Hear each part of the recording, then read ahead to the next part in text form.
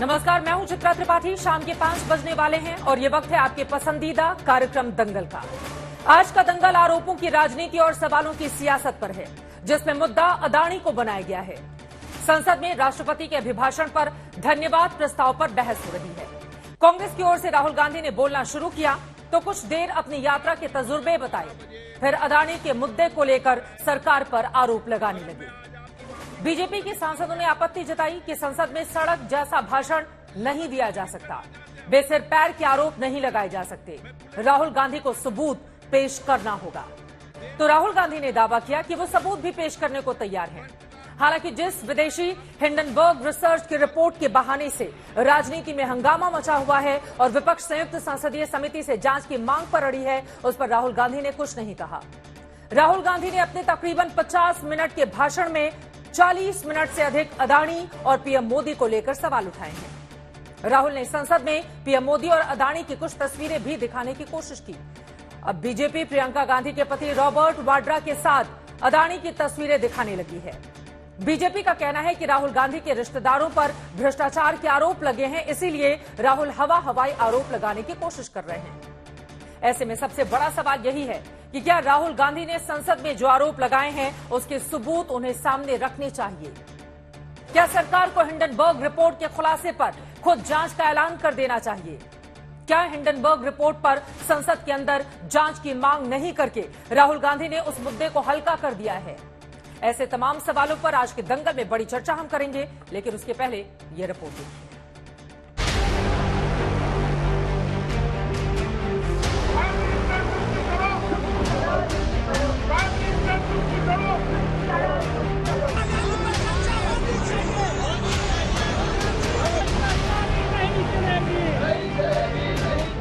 कहां से आई, कौन लाया, किसको फायदा होगा, ये नहीं बोला।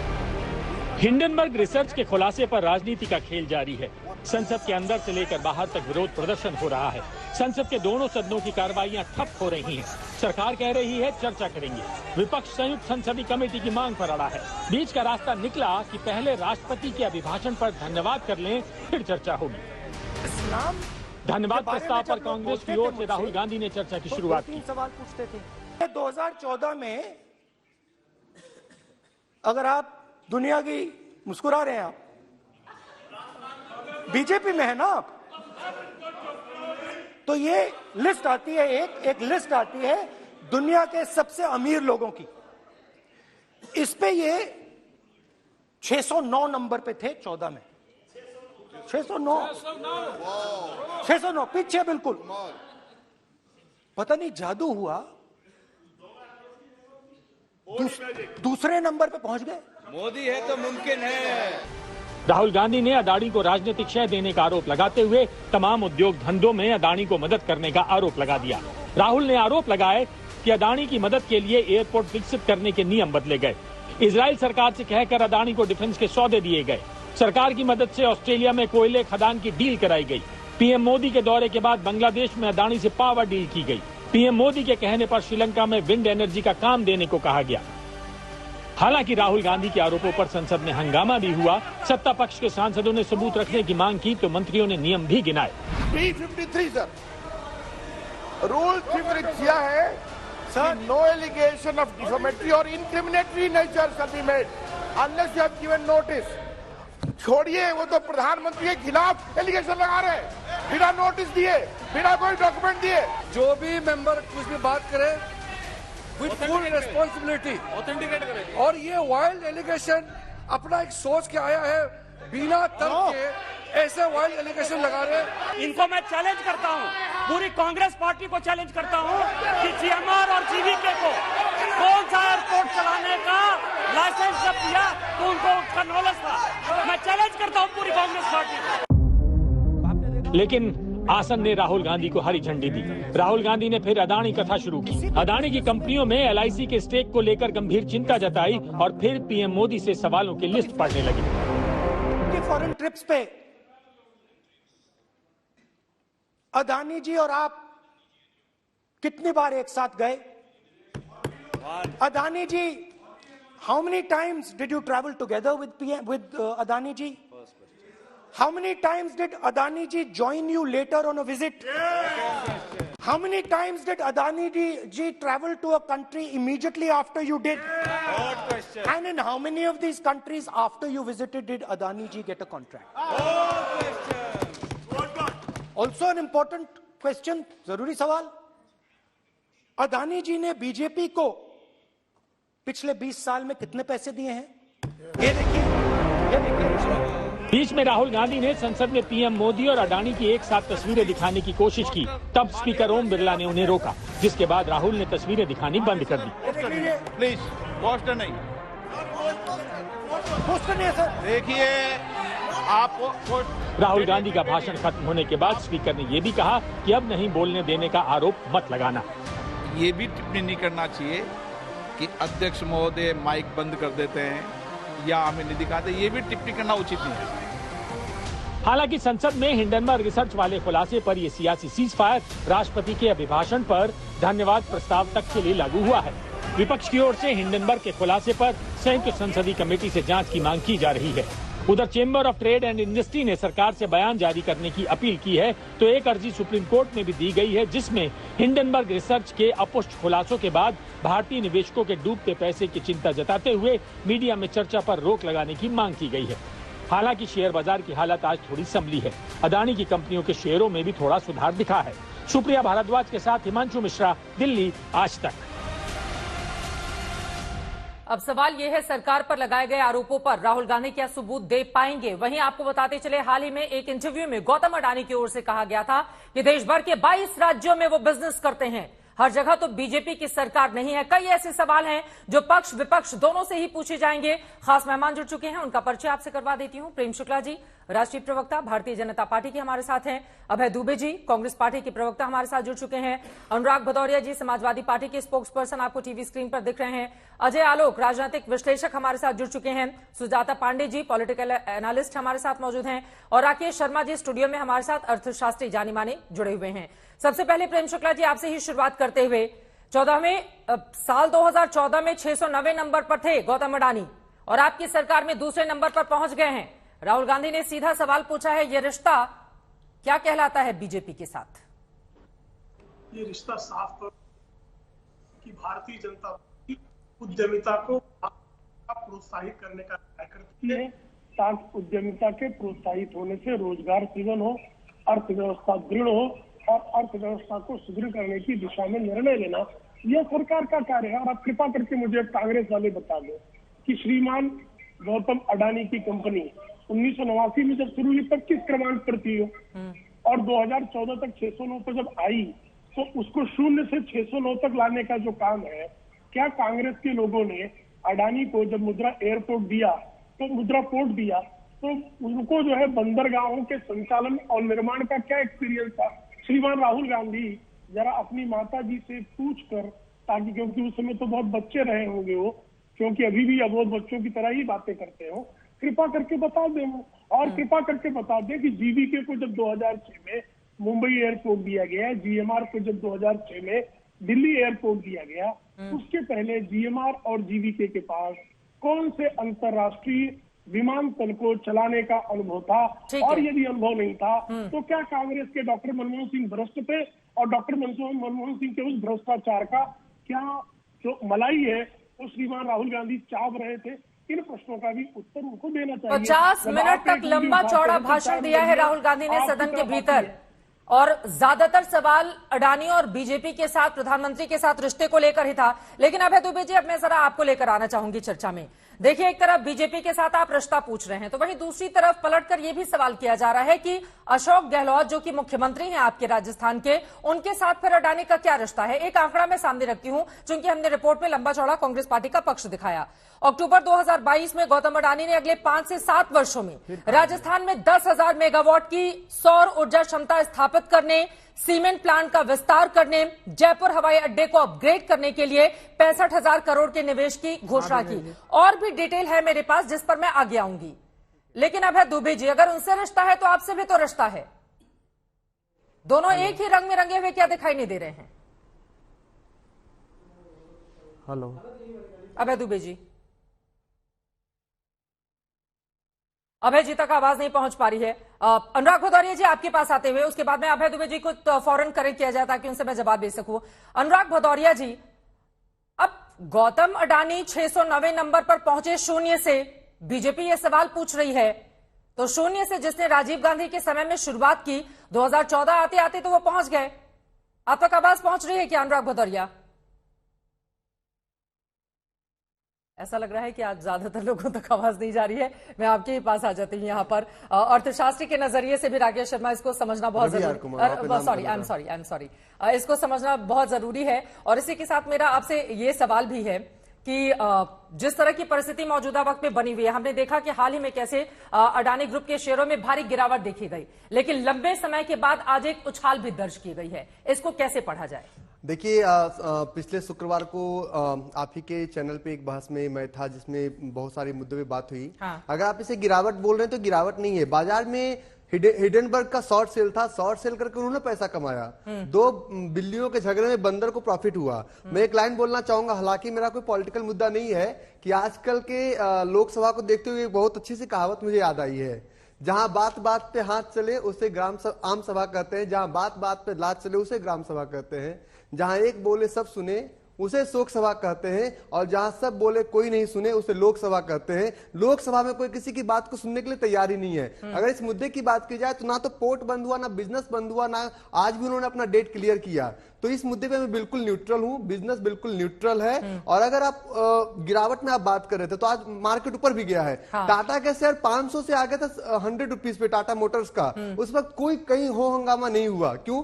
टाटा साहब का फोटो मोदी जी के साथ नहीं है, इसलिए ऐसा हो सकता है, क्योंकि पॉलिटिकल लोग बेहतर जानते हैं। राकेश शर्मा जी, फोटो तो कभी किसी के भी साथ हो सकती है। उधर प्रधानमंत्री के साथ अडानी जी की फोटो आ रही है, तो वही उनके रॉबर्ट वाड्रा के साथ, प्रियंका गांधी के पति हैं, उनके साथ बीजेपी ने अडानी जी की फोटो जारी कर दी है। तो फोटो को लेकर तो इतना बवाल नहीं, मेन मुद्दे पर आते हैं। तो देश को, क्योंकि जो निवेशक हैं उनके भीतर एक बहुत सारे सवाल हैं, अब उनको किस तरह से आप समझाना चाहेंगे? क्या अभी स्थिरता का दौर देखने को मिल रहा है या अभी भी चुनौतियां भरी पड़ी हैं? देखिए, बाजार बिल्कुल अस्थिर है। अगर किन्हीं को लगता है कि बाजार अस्थिर नहीं है तो ऐसा बिल्कुल नहीं, बाजार बिल्कुल अस्थिर है। और बाजार में ये उतार चढ़ाव जो है ये टेम्पोररी है, बाजार का एक मूवमेंट है। अगर बाजार अस्थिर नहीं होता तो एसबीआई भी नीचे जाती है, आपका सेंसेक्स भी बिल्कुल डूब चुका होता, बाजार बिल्कुल अस्थिर है। हाँ। तो बाजार को देखने के लिए बाजार का नजर और राजनीति का नजर दोनों अलग है। ठीक है। मार्केट डूब गया ये, हाँ। या स्टॉक का अदानी का शेयर नीचे गया, दोनों अलग बातें हैं। अभय दुबे जी हमारे साथ जुड़ चुके हैं। ठीक है, अभय दुबे जी तक आवाज जारी है। अभय दुबे जी, अभी मैंने आंकड़ा समझाया, यहाँ पर 65,000 करोड़ का निवेश जो अडानी ग्रुप की ओर से राजस्थान में किया गया है, तो फिर अगर इधर किया जा रहा है गलत है तो उधर किया जा रहा है, तो वो रिश्ता क्या कहलाता है? जरा उस पर भी रोशनी डालें आप, क्योंकि जब रिश्तों की बात होगी तो फिर बीजेपी और कांग्रेस दोनों से ही सवाल पूछे जाएंगे। अभय दुबे जी, ये जो रिश्ता कहलाता है, राहुल गांधी जी ने बहुत प्रामाणिक आरोप लगाए हैं। मैं सिलसिलेवार खुलासा करता हूं। आपको जो 6 एयरपोर्ट दिए गए अडानी साहब को, उसमें नीति आयोग ने और मिनिस्ट्री ऑफ इकोनॉमिक अफेयर्स ने अपना साफ इस बात को लेकर एडवाइजरी जारी की थी कि चूंकि ये दोनों ही हाई कैपिटल इंटेंसिव एयरपोर्ट्स ये सारे हैं, इसलिए एक बिडर को 2 से ज्यादा नहीं दिया जाए। और उन्होंने उदाहरण दिया था कि पहले मुंबई और दिल्ली का दोनों की बिड एमजीआर को खुली थी, मगर दोनों उसको नहीं दिए गए। उसके बाद पहले इन्होंने कोशिश की airport economic regulatory authority of India 2008 के एक्ट को बदलने की, क्योंकि उसमें tariff structure airport development fees को मेंशन बिड में नहीं करना चाहते थे। इन्होंने जब बदल नहीं पाए एक्ट, तो भी उस एक्ट का वायलेशन किया, और उस एक्ट को वायलेट करते हुए इन्होंने उसमें जो टेक्निकल बीड्स थी, 7 साल के अनुभव का क्राइटेरिया था, वो इन लोगों ने उसको वेव ऑफ किया। और आश्चर्यजनक रूप से सारे ही, जबकि सारी मिनिस्ट्रीज ने, डिपार्टमेंट्स ने ऑब्जेक्शन फाइल किए थे कि सारे एयरपोर्ट अलग अलग नेचर के हैं, तो आप इन एयरपोर्ट को irrespective of actual and projected passenger volume, इन लोगों ने क्या किया, सारे के सारे 6 एयरपोर्ट की राहुल गांधी बिडिंग जी की ओर से डॉक्यूमेंट 50 मिनट तक इसे मुद्दे पर बोला गया, वो पूरे देश ने सुन लिया है। मेरा ये सवाल है, जिस तरह से बीजेपी शासित राज्यों में अगर अडानी का निवेश है, वैसे ही कांग्रेस शासित राज्यों में भी है, तो ये अगर फायदा ले रहे हैं या फायदा पहुंचा रहे हैं, तो कांग्रेस वाले क्या ऐसे ही बैठे हुए हैं? सर कोई भी बिजनेस ऐसे तो होता नहीं है कि हम किसी को फायदा पहुंचाने के लिए। अब आपसे भी सवाल तो अभय दुबे जी पूछिए। देखिए मेरे पास पूरा आंकड़ा है, 1 मिनट मैंने यहाँ पर दर्शकों को बताया। अगले 5 से 7 सालों में राजस्थान में 10,000 मेगावाट की सौर ऊर्जा क्षमता सीमेंट प्लांट जयपुर हवाई अड्डे को विकसित करने का। उसके बाद जून 2022 में अशोक गहलोत के नेतृत्व वाली सरकार में इन्वेस्ट राजस्थान आउटरीच प्रोग्राम के तहत बड़े निवेश के जो प्लेज वहां पर लिए गए उसमें गौतम अडानी की कंपनी की ओर से जो निवेश किया गया है। तो राजस्थान अलग तो है नहीं, और यहां पर देश में हम दिखा रहे हैं अडानी का कारोबार। राजस्थान में दूसरे सेक्टर्स में 8,200 करोड़ से अधिक का करार किया गया है। महाराष्ट्र में 705 करोड़ के दीघी पोर्ट का सौदा हुआ है। केवल 1-2 राज्य ऐसे नहीं है। वहीं केरल की बात करें तो वहां पर 7,525 करोड़ के विंझीजाम पोर्ट का करार किया गया है। ओडिशा में 600 अरब रुपए के निवेश का करार किया गया है। ये अलग अलग हिस्सों की हम तस्वीर आपको दिखा रहे हैं। पश्चिम बंगाल में जहां ममता बनर्जी का शासन है, 3 अरब डॉलर के पोर्ट प्रोजेक्ट का करार किया गया है।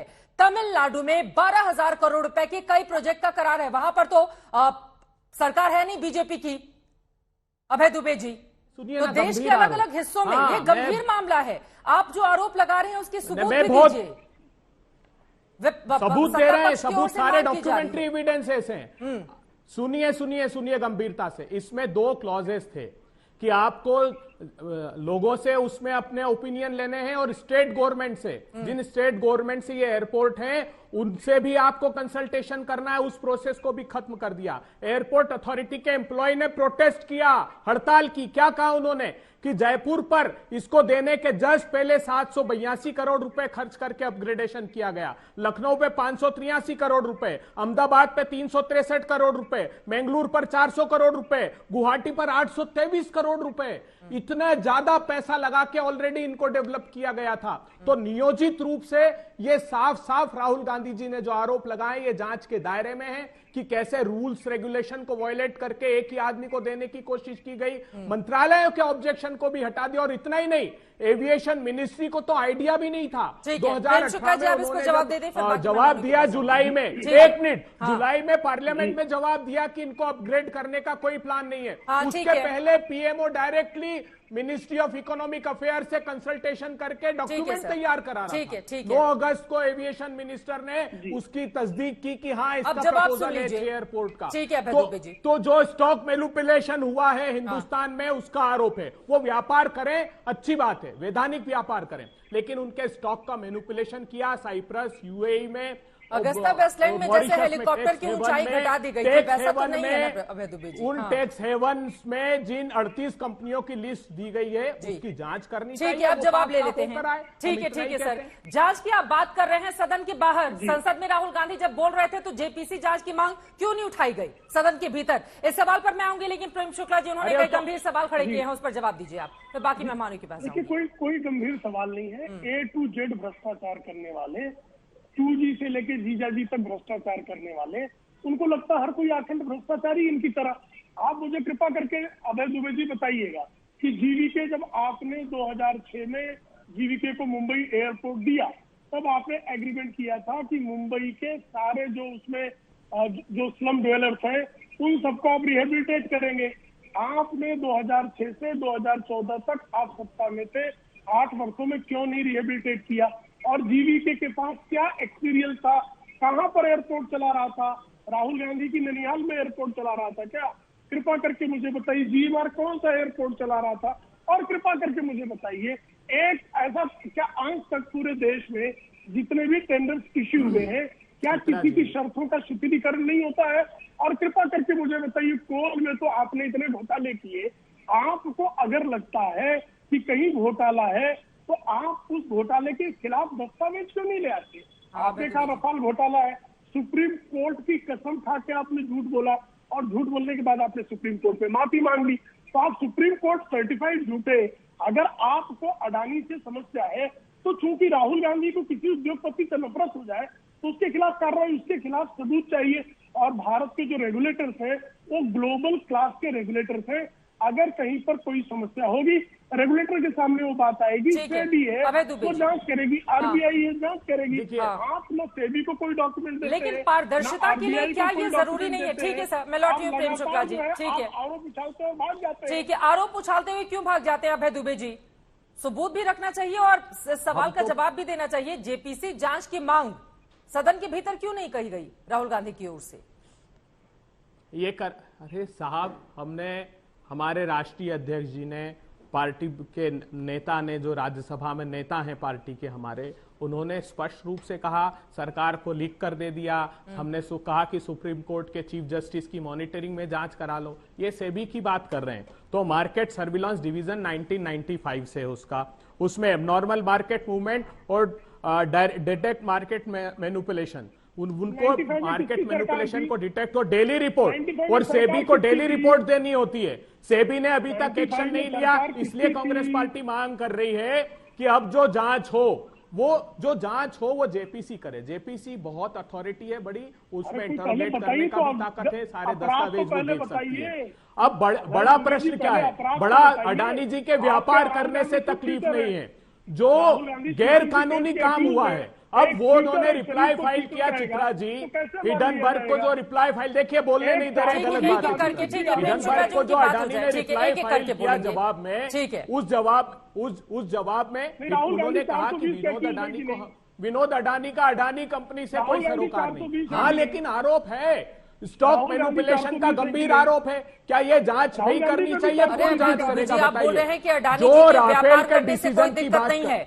दिक्कत कैसे होगी जब कांग्रेस शासित राज्यों में ही व्यापार हो रहा होगा? तो पलटकर जनता ये सवाल पूछेगी ना। सवाल ये है कि एक उद्योगपति हिंदुस्तान का जो दूसरे नंबर पर पहुंचा, उसके बाद आकर 20वें नंबर पर गिरा, फिर बाहर हो गया, फिर फ्लक्चुएशन, उस पर हमारे देश के भीतर उत्साह उमंग का जिस तरह का माहौल है, ऐसा लग रहा है ठीक है सर, हाँ, कि सारे अवैधानिक काम करने की छूट दी जाती इन व्यवसायी को। कह देना, हमको क्या दिक्कत है? संसद से, पार्लियामेंट से कानून पास कर। अगर वो अवैधानिक काम कर रहे हैं तो फिर राजस्थान में वो कैसे निवेश कर सकते हैं?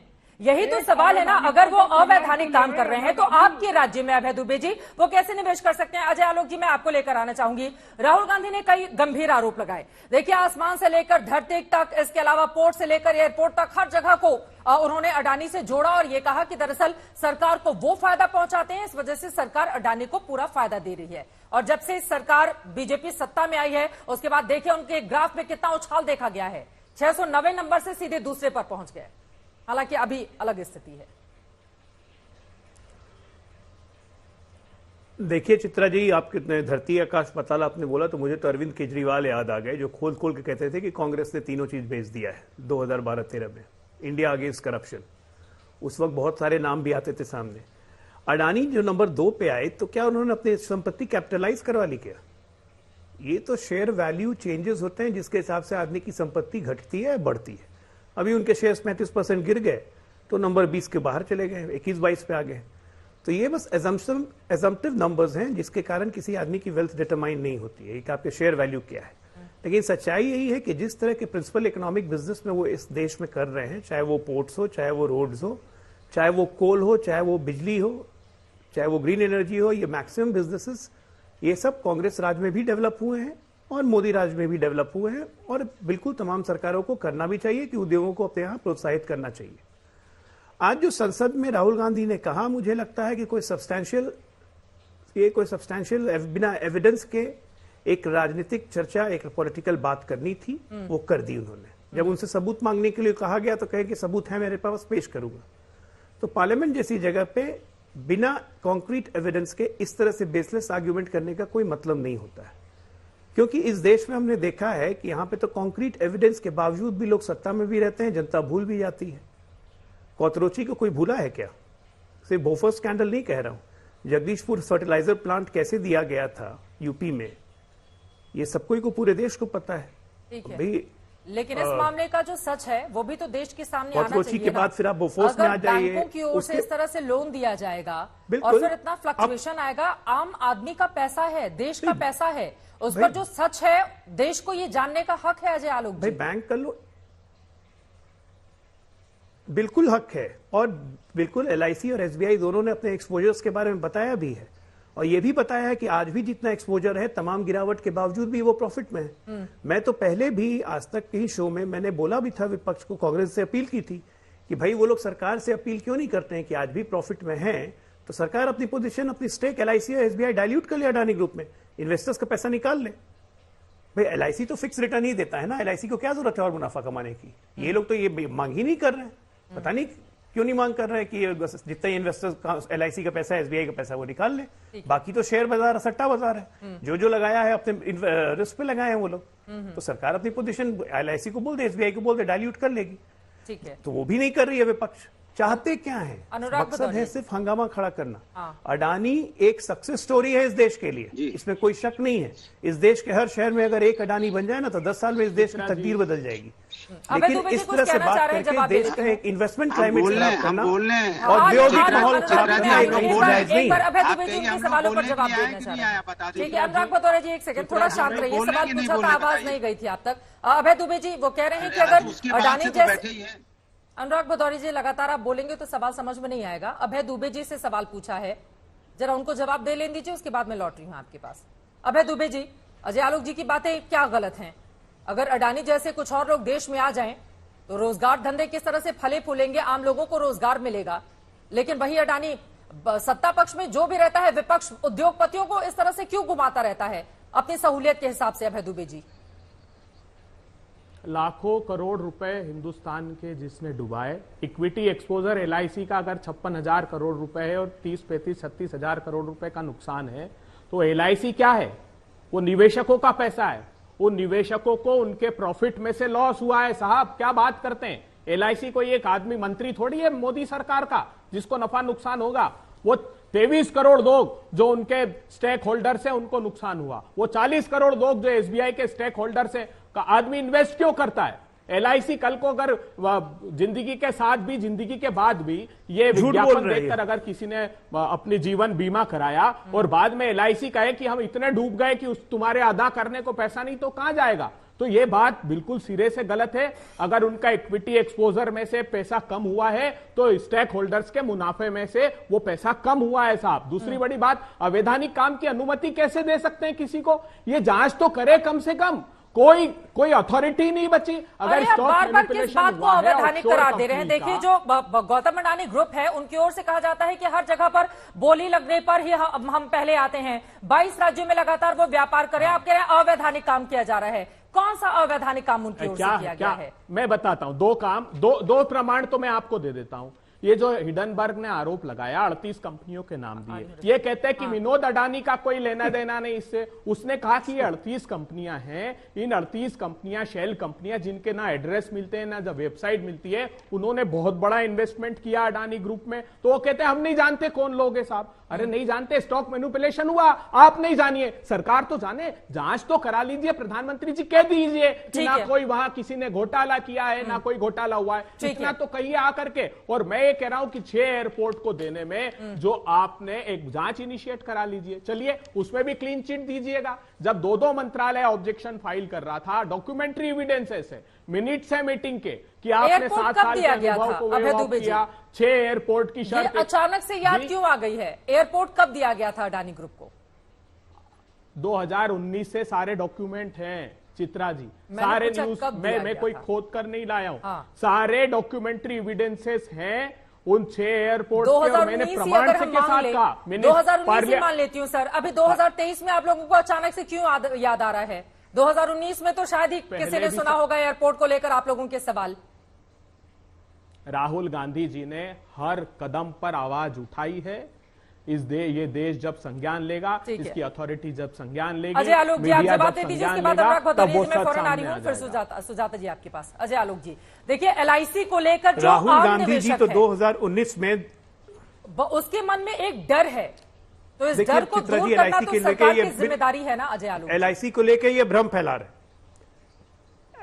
LIC को लेकर ये भ्रम फैला रहे हैं। LIC का टोटल एक्सपोजर 0.93% लगभग 28,000 करोड़ था। अडानी के शेयर गिरने के पहले इसकी वैल्यू लगभग 84,000 करोड़ हो गई थी, जो आज घट के आ गई है 61,000 करोड़ पे। अभी भी LIC को 31,000 करोड़ रुपए का शुद्ध मुनाफा है। ये LIC के डायरेक्टर ने बोला, मैंने नहीं बोला अभय जी। और LIC में जिस इन्वेस्टर का पैसा है उसको फिक्स रिटर्न्स मिलते हैं, उसको शेयर के हिसाब से उसको ऊपर नीचे नहीं होता है।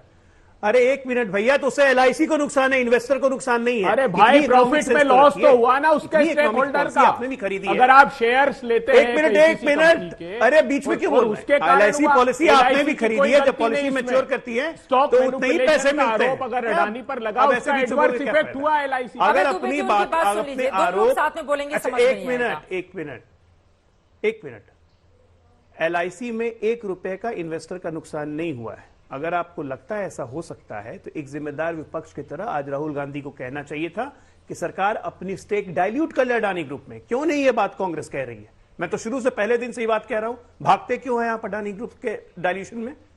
दूसरी बात, आज की तारीख में एक स्पॉन्सर्ड ऑर्गेनाइज तरीके से किसी भी ग्रुप को बदनाम करना कहीं से ठीक नहीं। अडानी ग्रुप तो आप खुद कहते हैं ना कि 47,000 करोड़ का था, वो कैसे पहुंच गया 134 बिलियन डॉलर पे 8 बिलियन डॉलर से?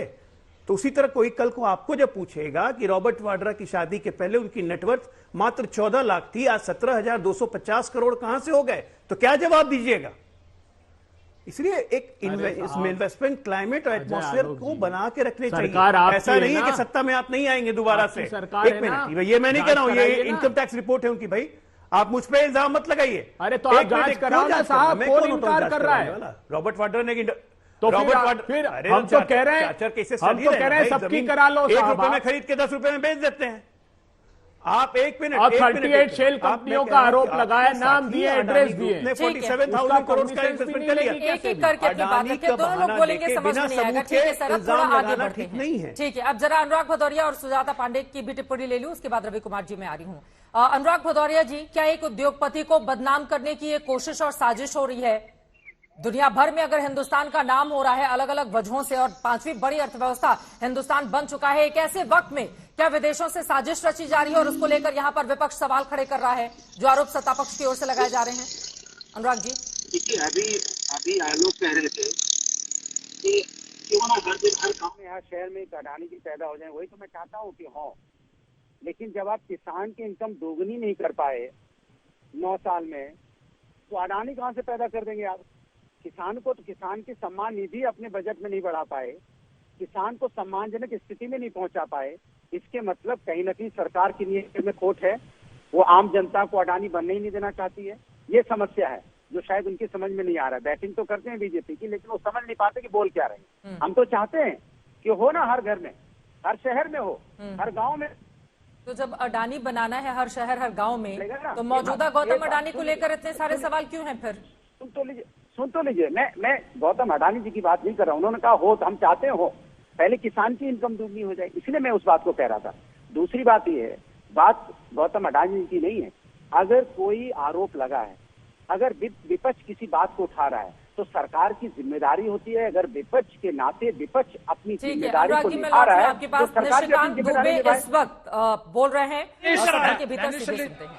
दानिश जी प्लीज।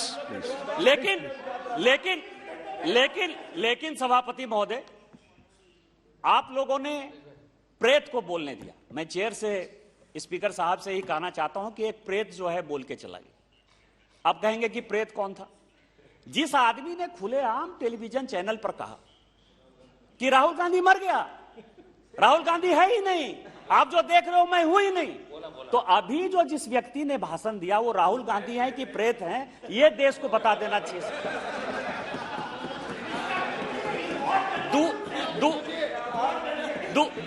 दूसरा मेरा प्रश्न है, मैं राहुल गांधी को चैलेंज करता हूं कि आरएसएस बहुत आप बोलते हैं। प्लीज मैं राहुल गांधी जी को चैलेंज करता हूं कि आप आरएसएस का फुल फॉर्म क्या है, ये इस सदन में आकर बता दीजिए। आरएसएस की स्थापना कब हुई? आरएसएस की स्थापना कब हुई, ये आप बता दीजिए। जिस आदमी को कि अता नहीं, पता नहीं, चीजों के बारे में जानकारी नहीं, और उसी आरएसएस के जो संस्थापक थे वो कांग्रेस सेवा दल के सदस्य थे। यदि राहुल गांधी जी को यही नहीं पता है तो इस देश का भगवान मालिक है सर।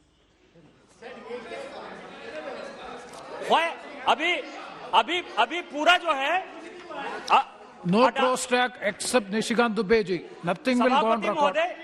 नो बिट्टू जी, सभापति महोदय, प्लीज जो कुछ उन्होंने बोला है, होता क्या है कि अपने दिल से जानिए पराये दिल का हाल। 1951 में नई पॉलिसी बनी, 47 में भारत स्वतंत्र हुआ।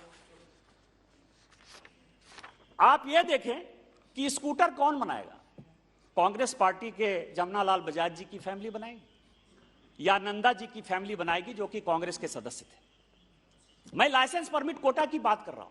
अखबार कौन चलाएगा? रामकृष्ण डालमिया जी जो कांग्रेस के मेंबर थे वो टाइम्स ऑफ इंडिया चलाएंगे, जो बिरला जी हैं वो हिंदुस्तान टाइम्स चलाएंगे। जो बिरला जी थे जो कि कांग्रेस पार्टी को चंदा देते थे जहां महात्मा गांधी रुकते थे सर, आप ये बताइए सर, आप ये बताइए कि उनको जो है सीमेंट की इंडस्ट्री कौन डालेगा? एम्बेसडर कार कौन बनाएगा? मारुति यदि आएगा तो उसमें उनके परिवार के सदस्य जो है, जो राहुल गांधी जी के चाचा थे, उनकी पार्टनरशिप कैसे होगी? लाइसेंस परमिट कोटा राज, और उसके ऊपर एक नहीं, उन्हीं की 3 कमेटी की रिपोर्ट लेकर आया और मैं सब ऑथेंटिकेट करने के लिए इस पार्लियामेंट में आया हूं।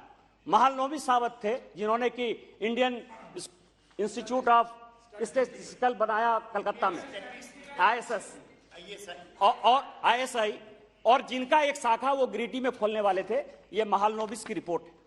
वो ये कह रहे हैं कि लाइसेंस परमिट कोटा राज ये केवल बिग इंडस्ट्रियल हाउस को, करप्शन को, ब्यूरोक्रेट को और पॉलिटिशियन को फायदा पहुंचाने के लिए। दूसरी रिपोर्ट जो है इस पर उनको कांग्रेस पार्टी के खिलाफ यदि कोई रिपोर्ट दे दीजिए तो उनको एक और कमेटी, इंक्वायरी कमेटी बनाई सर जस्टिस केसी व्यास गुप्ता की, और तीसरी कमेटी जो है 1967 में दत्त कमेटी की रिपोर्ट आई। और ये तीनों ये कह रहा है कि कांग्रेस पार्टी और कांग्रेस पार्टी की नीतियां केवल टाटा, बिरला, अंबानी इसको जो है मदद करने के लिए है। आपने इसके ऊपर क्या एक्शन लिया? इसके बाद सर इन्होंने कई एक चीजें कही, श्रीलंका की बात कही। मैं कागज लेकर आया हूं सर कि श्रीलंका का ये हो गया, ये मैं स्टेटमेंट लेकर आया हूं राजपक्षा जी का, और जो वायर है सर जो भारतीय जनता पार्टी के खिलाफ हमेशा लिखते रहती है, उसका आर्टिकल लेकर मैं आया हूं। ये कह रहा है कि भारत सरकार ने, और मैं कांग्रेस पार्टी को चैलेंज करता हूं कि वायर की स्टोरी यदि गलत है, यदि श्रीलंका के राष्ट्रपति की स्टोरी गलत है, तो आप जो सजा देना चाहेंगे दे दें, नहीं तो पूरी कांग्रेस पार्टी को माफी मांगनी चाहिए, क्योंकि यह देश का सवाल है।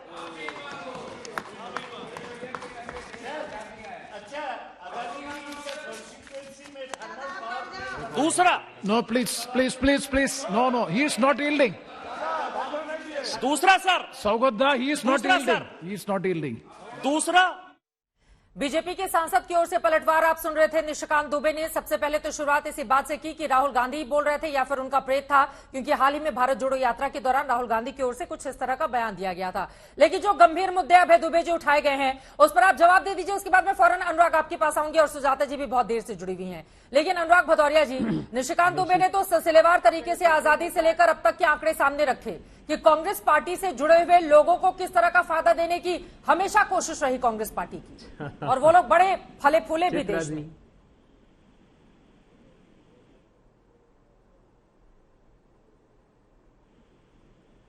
बोलिए अभय जी। हाँ, मुझसे पूछा चित्रा जी, कांग्रेस पार्टी ने कभी छोटे और मझोले उद्योगों को खत्म करके बड़े धनपति पैदा नहीं किए। भारत का इंफ्रास्ट्रक्चर डेवलपमेंट, औद्योगिक जगत को तैयार करना है, भारत की अग्रणी भूमिका उनको तैयार करनी है। लेकिन ये कैसे उद्योगपति तैयार कर रहे हैं जो कि स्टॉक मैनिपुलेशन के आरोप जिन पर लगे उनकी जांच नहीं कराना चाहते हैं। सारे नियम, कायदे, कानूनों को ताक पर रखकर प्रोजेक्ट्स दिए जा रहे हैं। खुद उनके मंत्रालय कह रहे हैं कि मत दीजिए। 5 बार राफेल के निर्णय में सुप्रीम कोर्ट पे 5 पैराग्राफ में गलती थी। क्या कहा? लेकिन इस सब के बीच राजनीति जिस तरह से आपस में श्रीलंका में जो राजपक्षे का जिक्र कर रहे हैं, जिन पर आरोप है उनका जिक्र कर रहे हैं, वो इलेक्ट्रिसिटी अथॉरिटी ने पार्लियामेंट्री कमेटी में श्रीलंका में, अरे पार्लियामेंट्री कमेटी की प्रोसीडिंग श्रीलंका की देख लीजिए। इलेक्ट्रिसिटी अथॉरिटी के चेयरमैन ने कहा कि राजपक्षे जी ने कहा कि भारत की सरकार ने बाध्य किया अडानी को प्रोजेक्ट देने के लिए, और फ्रांस के राष्ट्रपति ने कहा, ओलान ने, रिलायंस के मामले में उसके बाद खंडन भी के अलावा हमको कोई ऑप्शन नहीं दिया था। सुजाता पांडे जी, बिल्कुल नहीं, टिप्पणी बिल्कुल नहीं। वो एक न्यूज एजेंसी की रिपोर्ट के साथ भी सामने थे सुजाता पांडे जी। लेकिन जो सच है वो तो देश के सामने आना चाहिए ना। आरोप प्रत्यारोप का दौर अपनी जगह, लेकिन देश की जनता के जेहन में जो सवाल है, कहीं मेरा पैसा डूब तो नहीं रहा है, कहीं आगे आने वाले वक्त में ऐसा तो नहीं कि जो पैसे मैंने इकट्ठे कर रखे हैं वो सब खत्म हो जाएगा। इसका जवाब तो सरकार को ही देना होगा ना। देखिए चित्रा जी, मुझे लगता है सच तो हमेशा ही शाश्वत होता है, इसलिए सामने भी आ जाता है। इस वक्त बोल रहे हैं बीजेपी के सांसद पटना से, उनको सुन लेते हैं। आप है राहुल गांधी बेल पर, यह सिर्फ नेशनल हेल्थ का मामला नहीं है। एक राजीव गांधी ट्रस्ट भी है अमेठी में, जहां 1.5 बीघे से ऊपर जमीन ली गई, कुछ काम नहीं हुआ। आज उसको भी योगी जी की सरकार ने रिकवर किया। बाकी ऑगस्टा वेस्टलैंड घोटाला क्या है राहुल जी, आप याद करिए 2013 में ऑगस्टा वेटलैंड से कमीशन लेने का आरोप था कि 12 हेलीकॉप्टर खरीदने में 360 करोड़ रुपए की रिश्वत की बात आई थी। वो भी तो ट्रायल हुआ, इटली में भी गया मामला, उसको कंफर्म किया गया कि जो आपके पिताजी के नाम पर ट्रस्ट चलता है, राजीव गांधी ट्रस्ट, उसमें आपको चीन से पैसा मिला, चीन के एम्बेसी ने भी दिया, चीन की सरकार ने भी दिया, और आप उसी से संतोष नहीं मिला तो नीरज चौकसी ने भी दिया, और जाकिर नायक से भी पैसा मिला आपके ट्रस्ट को।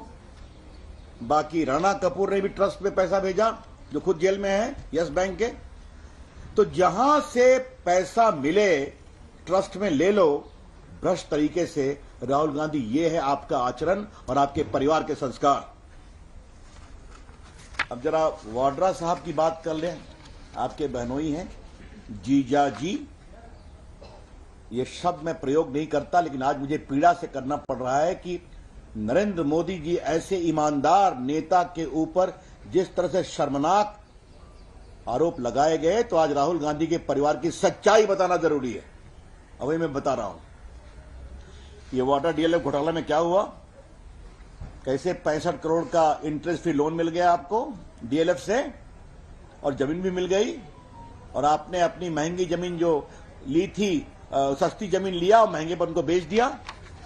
और बीकानेर में जमीन घोटाला हुआ, 1400 बीघा जमीन जाली नाम से खरीदी गई, उसमें 275 बीघा रॉबर्ट वाड्रा की कंपनी के लोगों ने जाली तरीके से खरीदा, उसमें एफआईआर लगा हुआ है। कोयला घोटाला 2012, आदर्श घोटाला, कॉमनवेल्थ घोटाला, इन सभी घोटालों को उजागर करने में थोड़ी हम लोग की भूमिका रही है पार्टी में विपक्ष के रूप में, और इस सबका ट्रायल चला है। 70,000 करोड़ कॉमनवेल्थ। तो एक तरफ आपने राहुल गांधी को सुना जिनकी ओर से अडानी ग्रुप को लेकर सवाल खड़े किए गए, तो वहीं रविशंकर प्रसाद इस वक्त बीजेपी की ओर से उन पर पलटवार करते हुए, ये जो सिलसिला शुरू हुआ है ये कहां पर जाकर खत्म होगा, ये बड़ा सवाल है। लेकिन दंगल में इसी से जुड़ा हुआ जो सवाल हमने देश की जनता से पूछा था, क्या आरोपों पर सबूत दे पाएंगे राहुल गांधी, इसका क्या मिला है जवाब दिखाएंगे आपको, लेकिन उसके पहले सुन लेते हैं रविशंकर प्रसाद को। और देश में कितनी बड़ी संपत्ति का लॉस हुआ ये भी आप जानते हैं। 1,96,000 करोड़ का घोटाला था। बोफोर्स घोटाला, इसमें तो आपके पिताजी पर ही आरोप है, राहुल गांधी जी। और एक सज्जन थे कोतरोकी साहब, मामा जी कहते थे उनको भगाने में कितना काम किया गया। आज हम जानबूझकर इन चीजों को बताने की कोशिश कर रहे हैं कि किस तरीके से पिछले कई वर्षों में कांग्रेस पार्टी का इतिहास रहा और आपके परिवार का इतिहास रहा है भ्रष्टाचार करना और भ्रष्टाचार लोगों को संरक्षण देना। आप लोगों को एक परेशानी हो रही है। आज जब भारत में चीजें बनती हैं, आज भारत में सेना के आयुध बनते हैं, मोबाइल मैन्युफैक्चरिंग होती है, अब चिप्स मैन्युफैक्चरिंग होने जा रही है, तो आपको परेशानी होती है। बहुत कारण स्वाभाविक है। आपकी पूरी सरकार डील और कमीशन में चलती थी, और अगर डील नहीं हुई तो राफेल को भी इतना लेट किया गया, भले वायुसेना की मारक क्षमता कमजोर हो रही है। The whole ecosystem of Congress party is based upon the twin corrupt pillars of deal and commission. तो आजकल कमीशन बंद हो गया, इसलिए आपको परेशानी है। विजय माल्या को किसने बढ़ाया, उनको लोन पर लोन किसने दिया, और नीरव मोदी और मेहुल चौकसी के इवेंट्स में कौन जाया करता था? राहुल गांधी जी, आप तो जाया करते थे ना। आज तो कई फोटो आपके बारे में भी आ रही है, चलिए देखिए। कोई कार्रवाई नहीं की गई। नरेंद्र मोदी की सरकार सिर्फ बोलती नहीं है, ईमानदारी से करके दिखाती है। कानून के अनुसार आज डायरेक्ट बेनिफिट ट्रांसफर सीधा बैंक अकाउंट में 23 लाख करोड़ 8 साल में भेजे गए और 2,23,000 करोड़ बचाए गए जो बिचौलिए खा जाया करते थे। आज कांग्रेस की सरकार में आपके पिताजी ने कहा था कि 1 रुपए दिल्ली से भेजते हैं तो 15 पैसे पहुंचते हैं। आज पूरे पैसे पहुंचते राहुल गांधी, इसलिए आपके लोगों को परेशानी है। आज टैक्स चोरों से करोड़ों की रिकवरी हो रही है। आज भागे हुए भगोड़ों को हिंदुस्तान में लाने का कार्रवाई हो रही है, चाहे वो मेहुल चोकसी हो या बाकी सब हो। और सट्टेबाज संजीव चावला का प्रत्यर्पण हुआ। बिचौलिया क्रिश्चियन मिशेल यूएई से आए। इंडोनेशिया से पकड़ा गया भगोड़ा कारोबारी विनय मित्तल, ये भी वापस आया। बहरीन से भगोड़ा आर्थिक घोटालेबाज मोहम्मद याह्या वापस आया। तो ये सब सबके सामने है। और हम एक बात और कहना चाहते हैं कि हमने कानून को भी सख्त किया है। फ्यूजिटिव इकोनॉमिक ऑफेंडर ऑर्डिनेंस लाया। आपने देखा होगा कि हम लोगों ने इंसॉल्वेंसी ऑफ बैंक्रप्सी कोड लाया। हम लोगों ने पूरे बेनामी लेन देन अधिनियम, बेनामी ट्रांजैक्शन एक्ट को भी और मजबूत किया और बाकी और कई कानून को, अनरेगुलेटेड डिपॉजिट स्कीम पर भी प्रिवेंशन का कानून लाया। तो हमने कानून से भ्रष्टाचार को रोका, निर्णय प्रक्रिया ईमानदारी से की और जो भगोड़े थे उनको वापस लाया और लाएंगे। और राहुल गांधी, आपसे क्या उम्मीद करें? आप तो खुद ही आरोपी थे भ्रष्टाचार में परिवार के साथ। तो ये आपका रिकॉर्ड है। लेकिन हम आपसे उम्मीद करते थे कि कुछ तथ्यों पर बोलेंगे। आज भी वही हवाबाजी, लफबाजी और बेबुनियाद आरोप। और जब पूछा गया कानून के द्वारा कि आप उनको ऑथेंटिकेट करिए, मैं करूंगा, उन्होंने ऑथेंटिकेट भी नहीं किया, न कोई रिकॉर्ड पेश किया। तो भारत के नरेंद्र मोदी ऐसे ईमानदार नेता के खिलाफ ये बेबुनियाद आरोप, तो मैं एक ही कहूंगा, राहुल गांधी, आप थोड़ा सबक से, अनुभव से सीखते क्यों नहीं हैं? 19 में चौकीदार कहा था ना, कहां चले गए आप? अब फिर आप कुछ खुराफात कर रहे हैं। तो 24 में आपको जनता और प्रभावी रूप से जवाब देगी। धन्यवाद। रविशंकर जी, आपने स्पीकर जी आपने कहा था कि सारी चीजें रिकॉर्ड से हटा दी जाए क्योंकि तथ्यों के साथ पेश नहीं किया गया। तो क्या ऑन रिकॉर्ड आप लोग मांग करेंगे लोकसभा अध्यक्ष से? देखिए, हमने हाउस में कहा है, बाकी संसदीय कार्य मंत्री देखेंगे। रूल्स ऑफ प्रोसीजर की धारा 353 में स्पष्ट है कि कोई आरोप आप लगाते हैं या इंक्रिमिनेटिंग भी आरोप लगाते हैं, परिवार के साथ भी, परिवार के बाद भी हर जगह सिर्फ भ्रष्टाचार ही भ्रष्टाचार है। इसी अंदाज में रविशंकर प्रसाद राहुल गांधी पर सवाल खड़े करते हैं। आज तक HD, सबसे तेज, सबसे ज्यादा।